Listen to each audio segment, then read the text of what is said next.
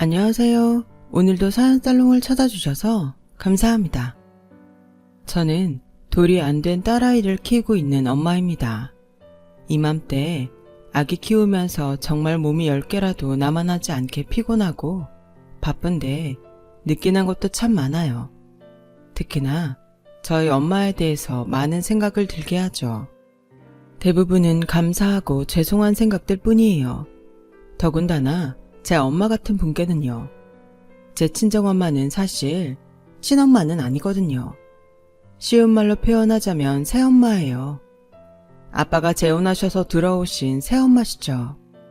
새엄마가 들어오시게 된 이야기의 시작은 제 어린 시절로 돌아가요. 저는 어릴 때부터 엄마, 아빠, 저, 그리고 저의 친할아버지와 함께 살았어요. 살던 곳은 도시가 아닌 외곽 쪽이었어요. 사실 솔직히 표현하자면 딱 봤을 때 시골이네 소리가 나오는 모양새의 마을이었어요. 그래도 나쁜 건 없었어요. 오히려 어린 제게는 유치원이나 이런 것보다 자유롭게 뛰어놀 수 있어 좋았는데 마을 또래 친구들이나 오빠, 언니, 동생들과 같이 풀숲 피고 내 까고 다 돌아다녔죠. 아빠는 늘 새벽 일찍 일어나셔서 도시 쪽으로 출근을 하셨어요. 일하시던 회사는 도시에 있었거든요. 아빠가 출퇴근이 오래 걸림에도 불구하고 시골 마을에서 살기를 선택하셨던 건 친할아버지 때문이었어요. 친할머니는 아빠가 20살이 되고 바로 병으로 세상을 떠나셨어요. 혼자가 되신 친할아버지는 하나밖에 없는 자식을 대학에 보내놓고 홀로 시골에서 사셔야 했죠. 하시던 농사일을 계속하면서 아빠의 용돈과 학비를 보탰고요. 아빠는 공부와 아르바이트 일을 병행하면서 열심히 학비를 버셨죠. 다행히 장학금을 받아가며 학교를 다니셔서 아빠는 무사히 졸업을 하게 되었어요. 졸업하고 나서 거의 바로 일자리를 구하셨는데 바로 그때 다니시던 회사였어요. 할아버지와 최대한 가까운 곳에서 살려고 그런 거죠. 회사 근처에 자취방을 구해서 사시며 출퇴근을 하셨고 주말에는 할아버지 집에 가서 주무셨어요. 그런데 어느 날 일이 터진 거예요. 할아버지께서 농사일을 하시던 중 갑작스럽게 쓰러진 거죠. 같이 일하던 분들이 급하게 병원으로 모셨지만 시골 병원은 작았어요. 그곳에서 겨우 다시 도시의 대형 병원으로 모셨을 때는 늦은 오후가 다 되었던 시점이었고 아빠도 겨우 연락을 받고 병원으로 달려가셨죠. 병원에서 할아버지는 뇌졸중 진단을 받게 되었습니다. 다행히 회복은 서서히 했지만 거동이 몹시 불편해지시고 말도 어눌하게 되어서 의사소통도 불편해졌어요. 농사일은 이제 꿈도 못 꾸게 되었죠.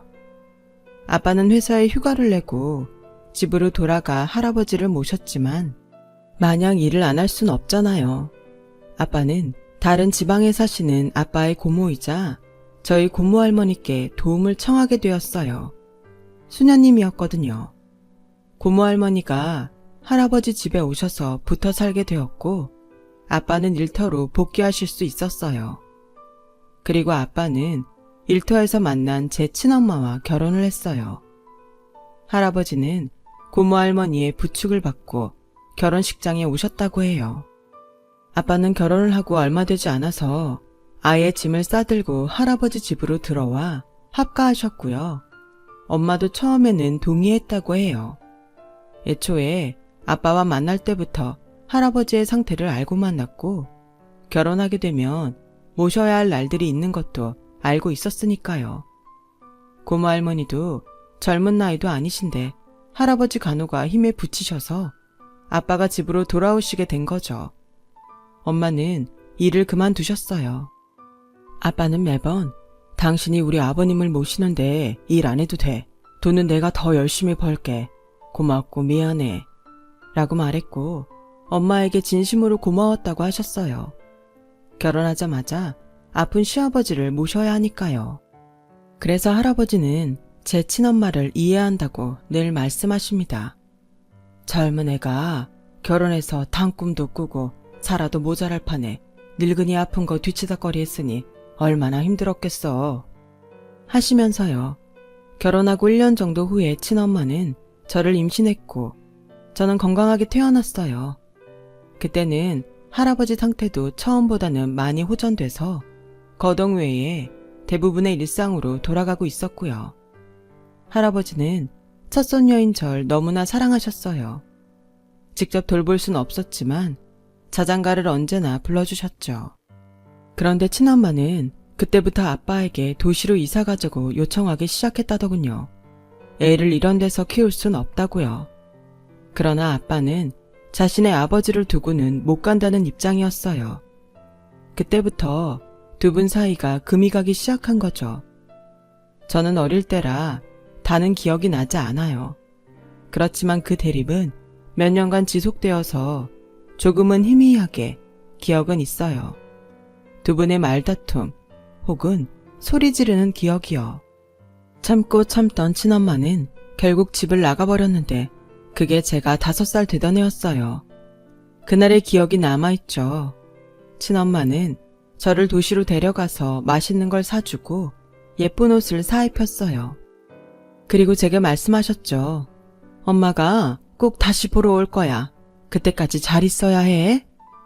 바로 다음 날 엄마는 사라져버렸어요. 본인 도장이 찍힌 이혼 서류 한 장만 남기고요. 친엄마가 저를 그때 같이 데려가지 않았던 이유가 있었어요. 당시 친엄마는 결혼하고 몇 년간 전업주부로만 살아왔던 상태라 경제력이 없었거든요. 이혼 후엔 일을 해서 살아야 하고 그러려면 저를 돌볼 여력이 없었던 거겠죠. 그래서 저를 돈 버는 아빠에게 남기고 떠난 것 같아요. 아빠는 충격을 받긴 했지만 그래도 꽤 담담히 친엄마의 선택을 받아들였다더라고요. 할아버지도 마찬가지셨고요.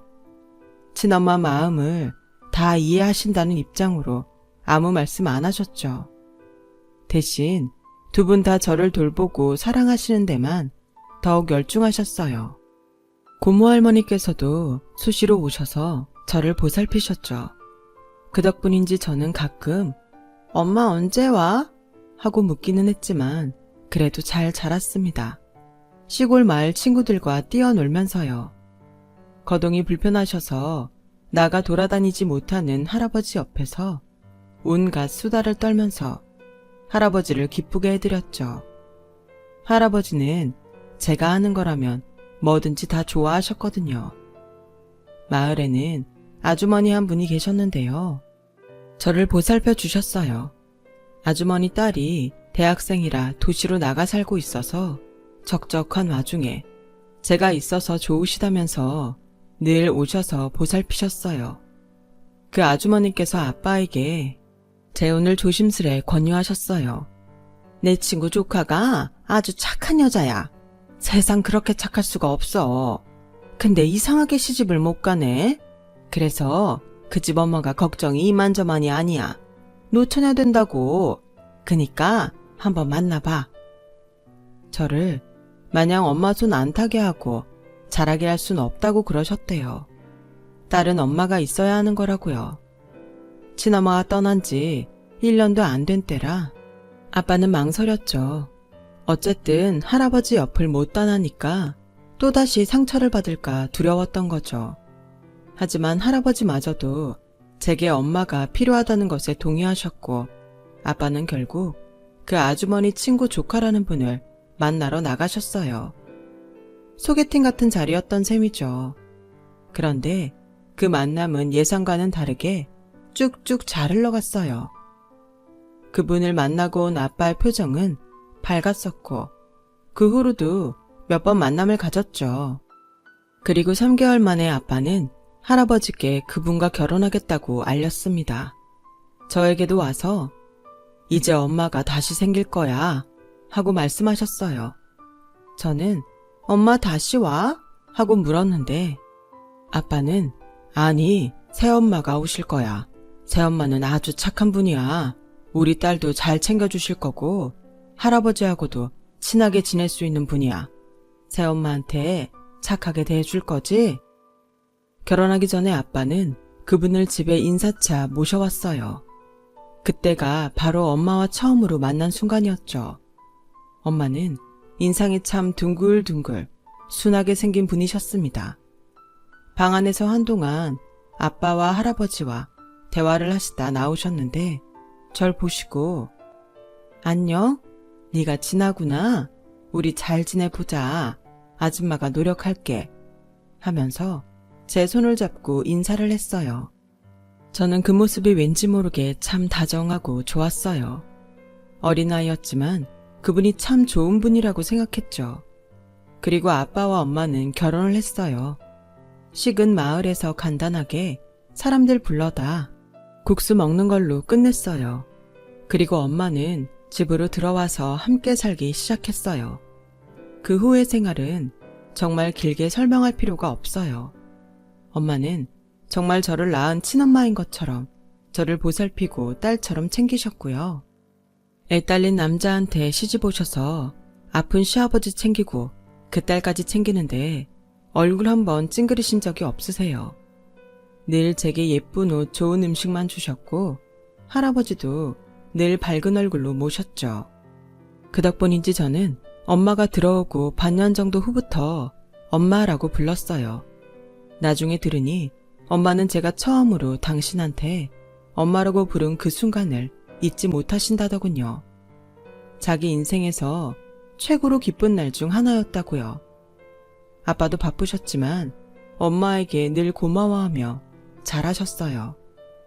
아빠가 회사를 안 가는 주말에는 아빠 차에 타고 할아버지, 아빠, 엄마와 공기 좋은 곳으로 소풍도 갔었어요. 엄마가 싼 도시락을 들고서요.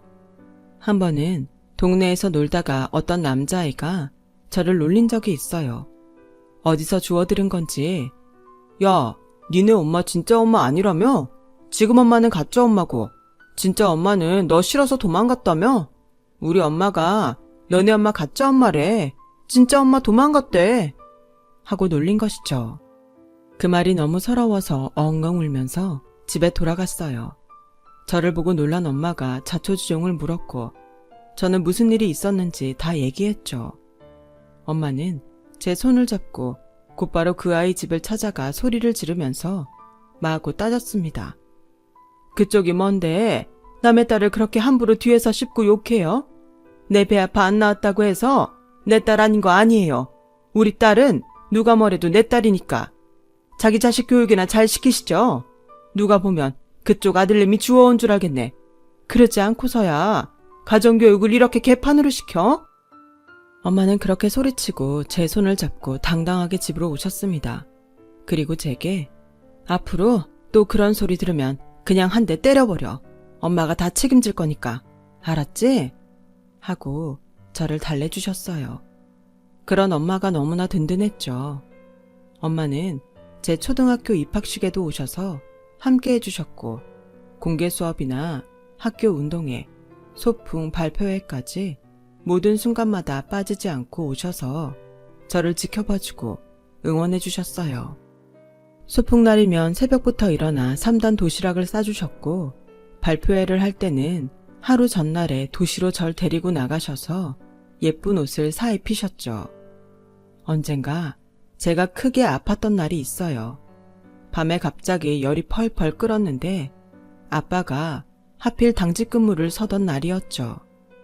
엄마는 동네 아저씨께 할아버지를 지켜봐달라고 부탁드리고 저를 안고 병원으로 달리셨어요.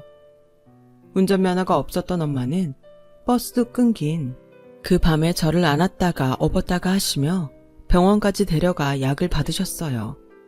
그 정성을 생각하면 지금도 눈물이 납니다. 엄마는 이미 제 하나뿐인 엄마로 살고 계셨던 거예요. 엄마와 저는 늘 함께 있었어요. 중학교 입학 후 사춘기 나이가 되어서도 엄마와는 늘 친구처럼 지냈어요. 사실 엄마가 제 짜증도 받아주신 거죠. 그래도 야단칠 건 야단치면서 정말 엄마 역할을 제대로 하셨어요. 그러던 어느 날이었는데요. 중학교 3학년이었죠. 학교 갔다가 집에 와보니 집 앞에 웬 고급 승용차 한 대가 서 있었습니다. 그리고 집에 들어서는데 마당에 한 여자가 서 있더라고요. 고급 투피스 옷을 입고 명품 가방을 든 여자가요. 누구세요? 하고 물어보니 그 여자가 몸을 돌려 저를 바라보았습니다. 그리고 갑자기 제게 다가와 손을 잡고 눈물을 흘리기 시작하더라고요. 우리 딸 잘 지냈어? 엄마야. 엄마 얼굴 기억나? 저는 그 순간 깨달았어요. 친엄마였죠. 이상한 건 친엄마를 근 10년 만에 만났는데도 아무렇지 않았어요. 친엄마는 친엄마였지만 엄마가 아니었으니까요. 적어도 제게는요. 제게 엄마는 우리 엄마 한 분뿐이었습니다. 엄마가 너 이제 키울 수 있어. 잘 살 수 있어. 엄마랑 같이 가자. 친엄마는 눈물을 흘리면서 말했지만 저는 그 자리에서 딱 잘라서 말했어요. 우리 엄마는 한 명이고 난 엄마랑 아빠랑 우리 할아버지랑 여기서 살 거예요. 가세요. 라고요. 친엄마는 제 말을 듣고 화가 난 목소리로 너 그 계모한테 어떻게 길러졌는지는 모르지만 엄마한테 어떻게 그렇게 얘기해? 난 네 엄마고 널 데려갈 능력이 충분해. 지금은 네 아빠보다 더하다고. 능력 있는 부모가 애를 키우는 건 당연한 일이야. 그러더군요. 어이가 없었죠. 나쁘든 좋든 난 나 길러준 사람을 엄마라고 생각하니까 그만 가세요. 하고 쏘아붙이고 방으로 들어왔어요. 그런데 방에는 흰 봉투가 하나 있더라고요. 열어보니 편지였어요. 엄마가 쓴 편지요. 편지에는 사랑하는 우리 딸, 지난 10년 동안 엄마 딸로 있어줘서 너무너무 고마웠어. 딸, 친엄마는 지금 큰 부잣집에 시집가서 우리 딸한테 더 좋은 환경과 미래를 줄 수 있는 사람이야. 그러니까 우리 딸은 거기 가서 사는 게 나아. 우리 딸은 정이 많아서 엄마랑 할아버지 얼굴 보면 못 갈 거 다 알아. 그러니까 엄마는 할아버지 모시고 잠시 피해 있을게. 잘 가 우리 딸. 사랑해. 정말 많이 보고 싶을 거야. 믿을 수가 없었어요. 엄마가 나를 보내려고 하다니요. 놀라서 밖으로 뛰쳐나갔지만 집안은 텅텅 비어 있었어요. 할아버지 옷가지들도 사라진 걸 보아 정말 어디 먼 곳으로 간 것 같았어요. 친엄마는 제게 다가오더니 그래도 그 여자가 생각이 없진 않더라. 얼른 짐 싸서 나와. 엄마랑 가게. 저는 하염없이 울었죠. 하지만 제 마음속으로는 이미 선택의 여지가 없다는 걸 인정하고 있었어요. 내내 울면서 짐을 싸들고 나와 친엄마의 차에 올라탔습니다. 도착한 곳은 큰 2층 집이었어요. 들어가서 친엄마의 남편과 제 동생이라는 남동생도 만났죠. 학교도 당연히 전학하게 되었고요. 큰 2층 집에서 살면서 도우미 여사님까지 있는 부잣집 딸이 되었습니다. 그러나 전혀 행복하지 않았어요. 친엄마 남편은 늘 제게 알게 모르게 잔소리와 구박을 했고 남동생은 원래 영악한 건지 늘 저를 곤란에 빠뜨렸어요. 사고치고 제 탓을 하거나 그런 것들로요. 그러면 친엄마와 친엄마 남편은 늘 저를 혼냈죠. 정말 하루하루가 괴롭고 힘들고 엄마와 아빠, 할아버지가 그리웠어요. 저는 고등학교에 진학했고 성인이 될 날만을 기다리게 되더라고요. 하루빨리 이 집에서 나가야겠다 생각했어요. 마침내 저는 고3이 되고 수능을 쳤고 원하던 대학에 합격했습니다. 그리고 대학에 합격한 즉시 자취방을 알아보기 시작했어요. 아르바이트 월급을 좀 아끼면 낡은 단칸방 하나는 얻을 수 있을 것 같았거든요. 학교에는 모아둔 돈과 국가장학금으로 등록금을 냈습니다. 그리고 2월이 끝나기 전에 집에서 나간다고 선언했죠.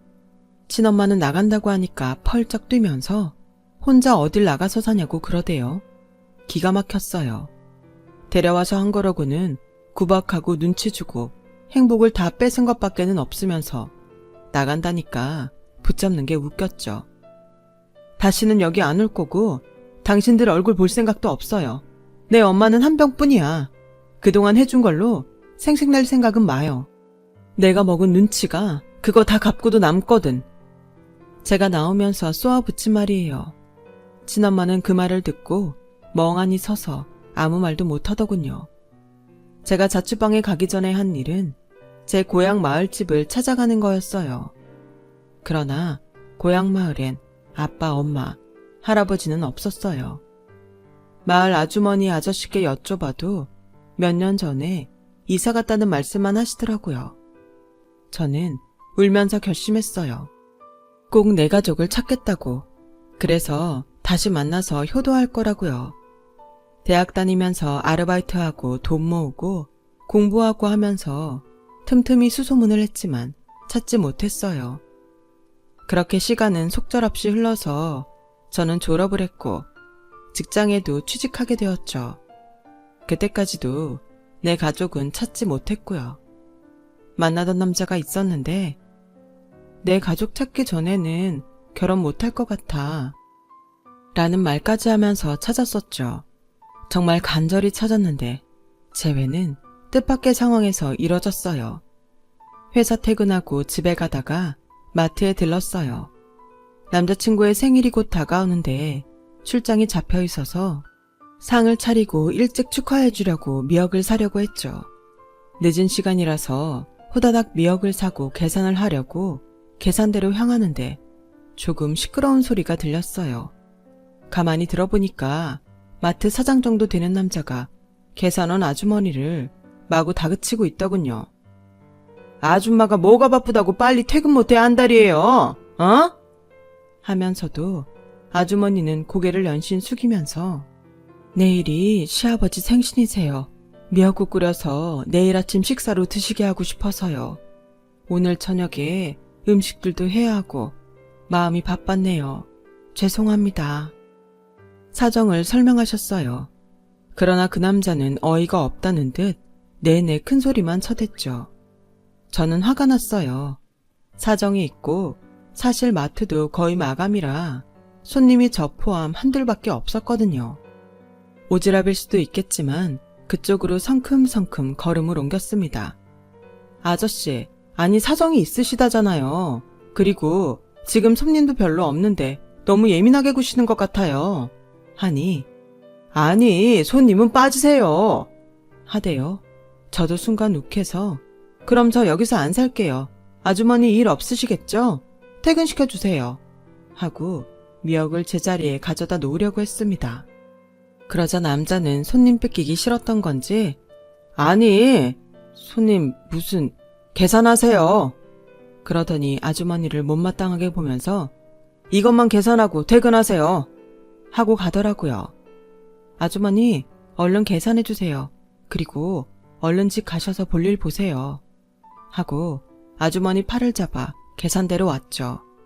아주머니는 연신 고맙습니다. 고맙습니다. 하시며 울먹이시더군요. 아주머니 울지 마세요.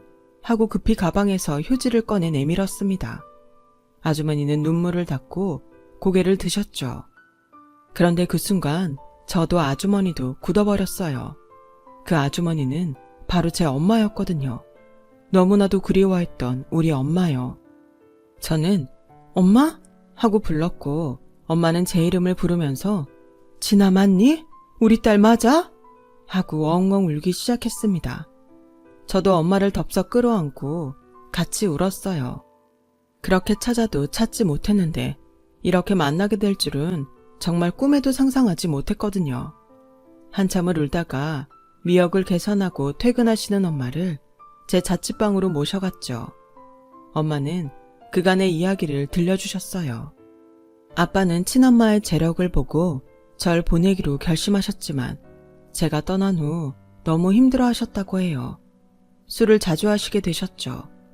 결국 고모 할머니가 이대로 두다간 쟤도 죽겠다 싶으셔서 아빠 할아버지와 엄마에게 고모 할머니가 사는 곳으로 이사오라고 권유를 하셨다는군요. 제 흔적이 없는 곳으로요. 그렇게 이사를 가셔도 아빠는 힘들어하시다가 1년 정도가 지난 후부터 간신히 정신을 차렸다고 해요. 다시 일도 하기 시작했죠.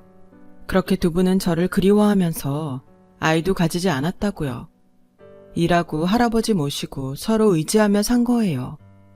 그러다 작년쯤에 할아버지 병이 나빠져서 도시로 올라와 할아버지를 입원시켰다고요. 심지어 엄마 아빠가 사는 집은 제 집에서 그리 멀지도 않았죠. 저는 이야기를 다 듣고 울면서 당장 아빠랑 할아버지한테 가자고 했어요. 그날 밤 저는 아빠와 10년이 넘은 시간 만에 다시 만났어요. 아빠는 믿을 수 없다는 듯 저를 안고 한참을 우시더라고요. 저는 아빠 품에서 그동안 얼마나 힘들고 서러웠는지 이야기했죠. 아빠는 미안하다, 미안해. 아빠는 그냥 네가 그런 부잣집에서 사는 게 더 호강하는 길이라고 생각했다. 네가 그렇게 힘들게 살 줄은 몰랐어. 하고 제게 용서를 빌었고 저는 그저 울기만 했어요. 다음 날엔 할아버지도 뵈러 갔습니다. 많이 늙으시고 마르셔서 곧 돌아가실 것만 같았지만 절 보시고는 손을 잡고 하염없이 눈물을 흘리며 우셨어요. 이제 죽어도 여한이 없다 하셨죠. 저는 그렇게 제 가족을 찾았고 아예 엄마 아빠 집으로 이사를 해버렸어요. 그동안 못다한 이야기도 하고 추억도 다시 만들면서요.